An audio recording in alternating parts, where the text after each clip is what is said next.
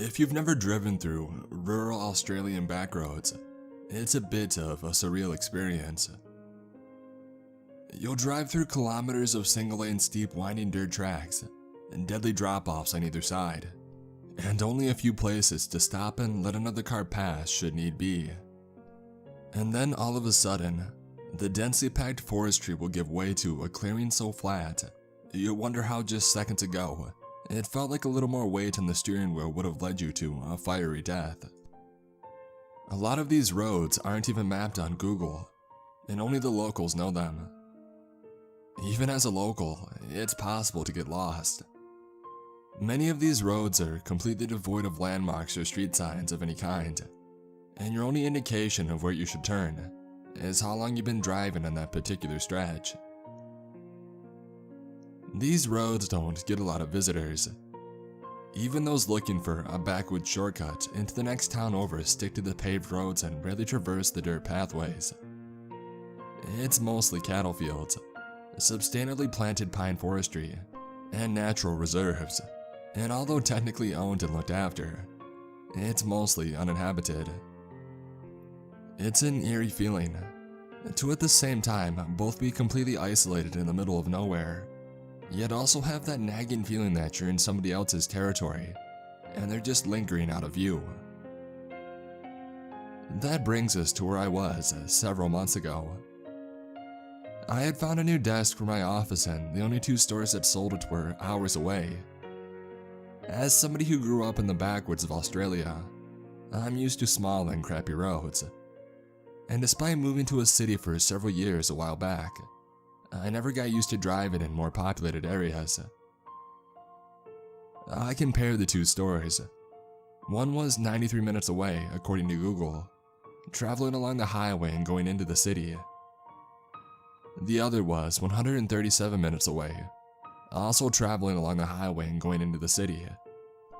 But a search for an alternate route revealed that if I took some of the aforementioned country roads, it would take 93 minutes as well. There were no such shortcuts for the other store. Even though the shortest routes were the exact same distance apart, by going through the country road shortcut, I could skip the highway and therefore most of the city driving. To me, there was no question about it. I would take the back roads. I won't be making that mistake again. On Thursday afternoon, I loaded up my car. An SUV with four-wheel drive capabilities. A wise investment that I was grateful for making whenever I had to drive long distances. I made sure that my phone was fully charged. I had my printed proof of purchase for the desk, and I checked the tire pressure and oil level before I set off. My phone sat neatly in its cradle on my dashboard, lighting up the routes I had so carefully devised.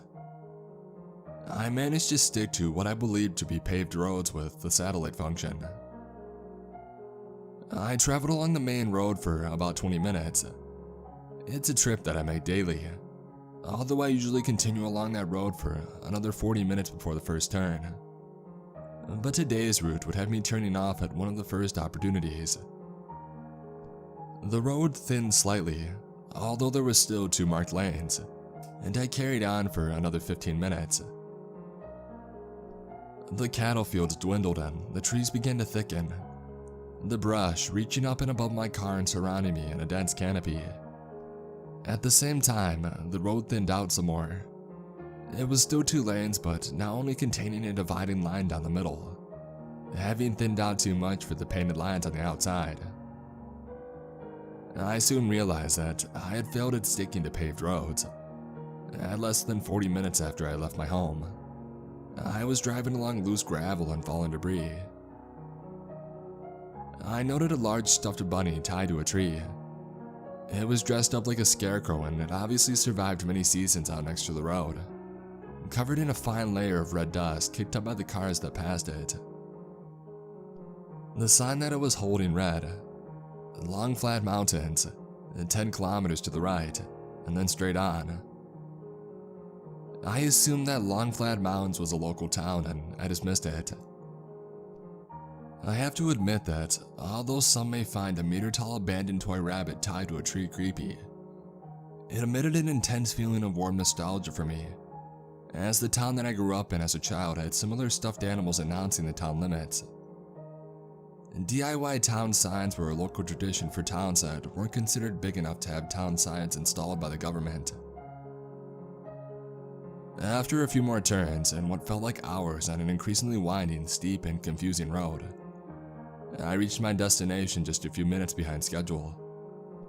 I picked up my new desk and I made my way just outside of the city, finding the last gas station before the first backroad turnoff.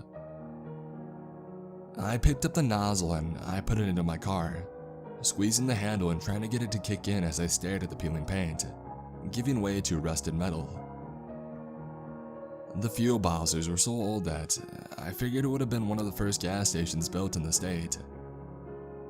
I squeezed the handle repeatedly, growing more and more impatient, before placing the nozzle back in its rest and making my way into the building. "Hello?" I called out. The interior of the gas station was just as run down as the outside. It was like I had stepped into another era. I tried pumping one of the Bowsers, but it wouldn't start up. I continued. I almost jumped out of my skin when I heard a door slam behind me. "Sorry about that, miss." His S sounds whistled in one of his missing teeth. I whipped around quickly and I found a middle-aged man, skinny except for a very large potbelly. He was wearing nothing but working boots, sock covers, trade shorts, and strangest of all, an old wide-brimmed hat with corks dangling around it. I've lived in Australia my whole life and, except for him, to this day, I've never seen another human wearing one of those hats outside of TV and movies. "Old pumps, you know, need that magic touch." He chuckled, his beer belly jiggling. He led me back outside and as I reached for the pump, he stopped me. "Oh, now, a pretty lady like you ain't need to pump her own petrol. How much you need?" The rest of our conversation was unremarkable. After finding out that they didn't have any FPOS, I decided to just get $30 worth as I didn't have much cash on me. I asked him if he had a bathroom that I could use, and he did. So I walked around back to the rundown outhouse to relieve myself as he pumped gas. "You're using a phone to see where you're going?" he asked as I returned. I replied that yes, and I explained that I'd used Backroads as a shortcut to get here. "Well, you're no mug then, are ya? You just follow what she says then, huh? She'll get you where you need to be." He finished up the conversation as I got back into my car. I did not trust myself nearly enough to go by heart instead of my GPS. I attempted to mount it back in the cradle when I heard a crack. Shit. I had snapped the suction cup clean off the cradle. I tossed the cradle into my passenger seat, and I decided to rely off verbal instructions instead. Usually, when you play music while using Google Maps, the music gets quieter while the instructions are called out. I didn't want to risk missing them amongst the music, so I decided to turn off my music altogether and just listen to my phone calling out which way I needed to go. For the first few turns, I recognized the somewhat familiar scenery. Cute handmade watch for wildlife signs made by concerned locals. Wooden cutouts of koalas nailed to trees to grab your attention. Eventually, the landmarks faded away as I watched the few old farmhouses disappear in my rearview mirror. I cursed to myself. It wasn't dark yet and the sun was still shining, but the dense canopy above me blocked out a good deal of light. I realized that it would get darker much sooner than I had anticipated. It wasn't too long before I had my headlights on. "In 300 meters, turn left." The calm robotic voice of my GPS blasted through my car speakers. I slowed down, not wanting to stop as the road was full of blind corners, and I knew stopping in the middle of the road was a dangerous affair. Hadn't I come from the other way? I asked myself. I dismissed the thought, rationalizing that I had never been good at directions, and it was hard enough to tell where I was in plain daylight, let alone with nothing but the beams of my headlights in front of me. I made a left. I continued to follow my GPS for an entire hour, before I realized that I should have hit paved road by now. Some of my surroundings seemed familiar, but how could I really tell in the darkness? I did some math in my head. I had left my driveway at 2 p.m., and I traveled along the main road for about 20 minutes before making the first foreign turn. It took a total of 40 minutes before I hit the dirt, and so by that logic, I should have reached Bitumen again. At the next intersection in 30 meters, continue straight ahead. My car came to a screeching sudden halt. Being a mostly unmarked road, there were no signs, and it was only thanks to my slowing the car down as I did my math that I was able to see the drop straight ahead of my car. The road came to a T just meters in front of me. Back online, recalculating. In 10 meters, make a right and then bear left.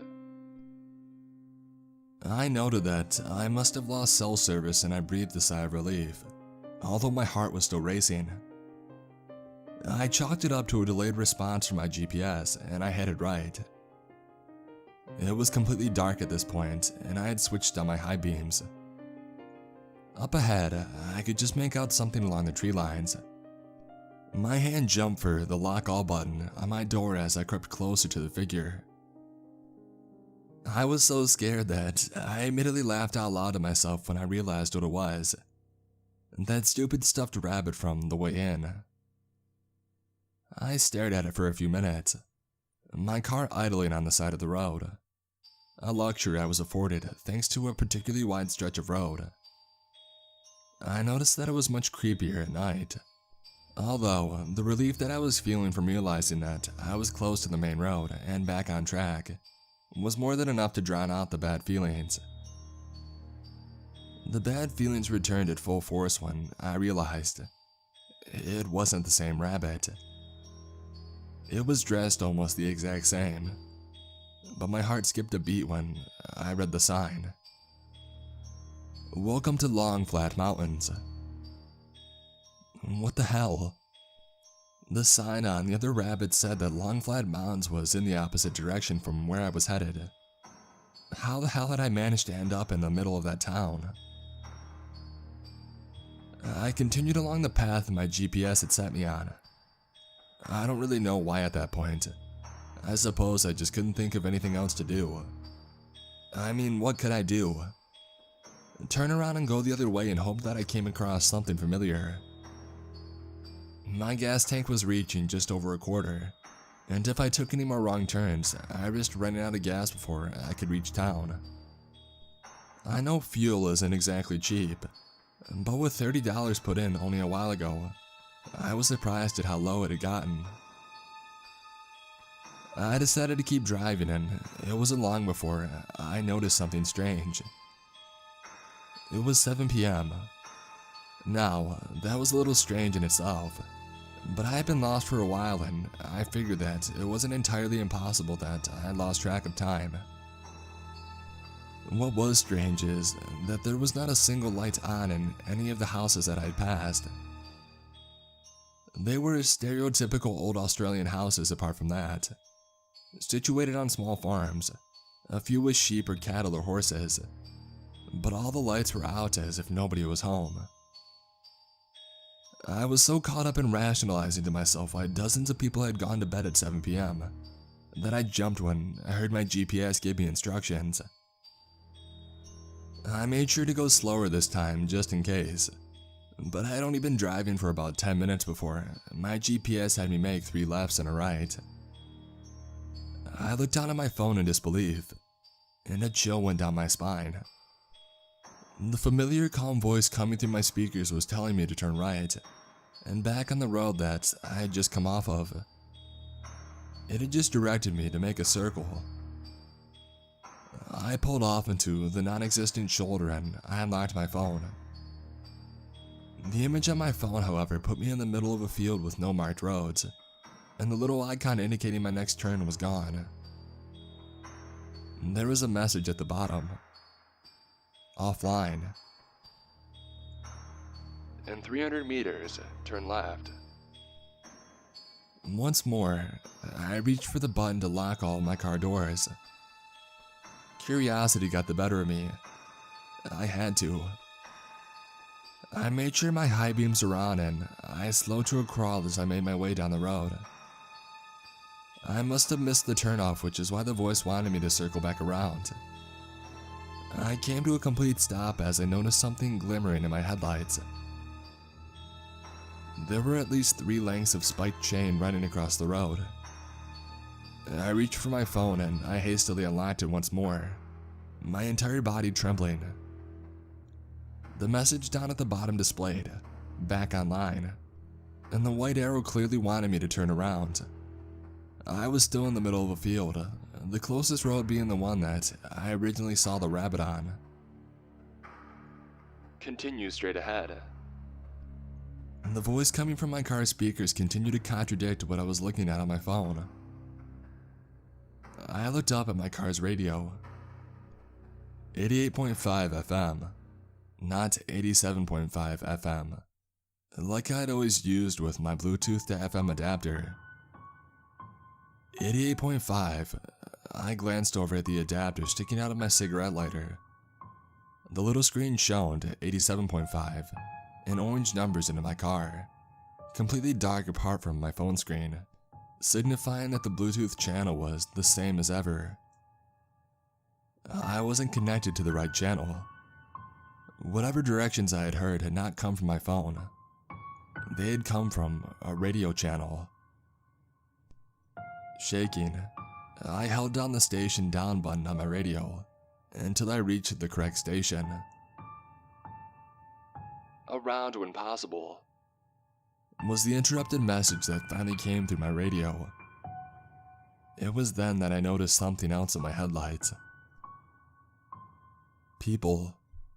Dozens of people. Men and women, all dressed in white cotton. They were all frowning, walking towards my car. They were as white as their clothing, and for a moment I contemplated if they were even real. I didn't have long to contemplate that as they inched closer and closer towards my car. The road was small and I doubted I could do a 3-point turn, and so I slammed into reverse and I used my backup camera to floor it until I reached the road that I had turned off from.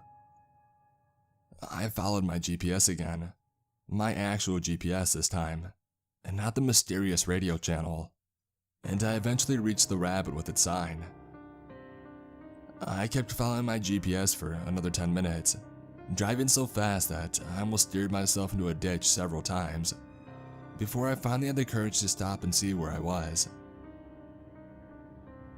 I was over 50 kilometers south of the route that I was meant to be on, the route that I had originally taken when I was heading into the city. I stared at my phone in disbelief before my mind flashed back to those people, staring at me with angry eyes, which triggered me to keep driving. It was almost midnight before I got home, and my dashboard read just 7 kilometers until empty by the time that I pulled into my driveway. I gathered all my stuff before unlocking the car door and flinging it open, running to my front door and unlocking it before slamming it closed behind me and collapsing on the floor. I don't drive on back roads anymore. I hate highways, but I would rather drive on the highway than take my chances with those back roads. I haven't been back to that town since, but sometimes when I'm driving at night, I swear that I can see them, just out of reach of my headlights, hiding in the tree line, watching me.